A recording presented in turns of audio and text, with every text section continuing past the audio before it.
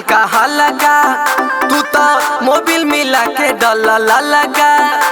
ए जी हई देखी तो का हो गई। ए जी कहानी की डाली हल्का हल्का तू तो मोबिल मिला के डला लगा। हमर कहल का बेकार में गईल अब रहे दिन,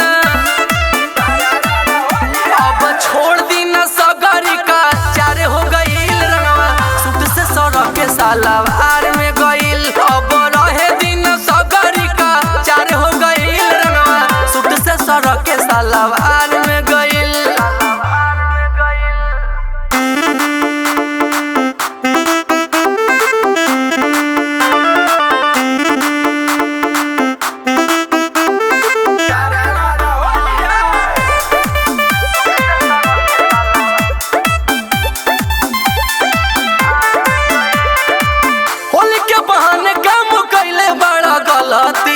आई हो दादाई का तू तो कैला मोबिल पलटी।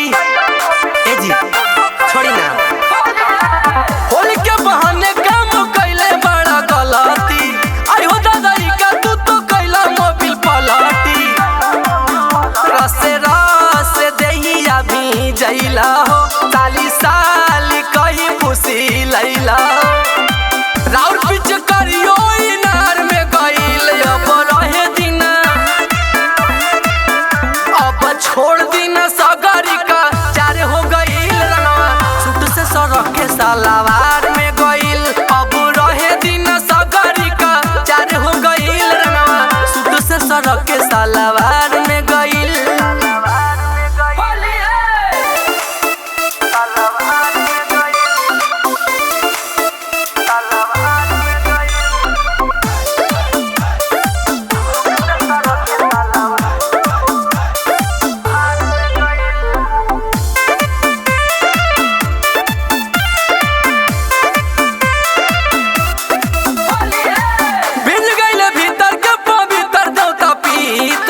ठीक नहीं बाटे रही तोहरो चरितर।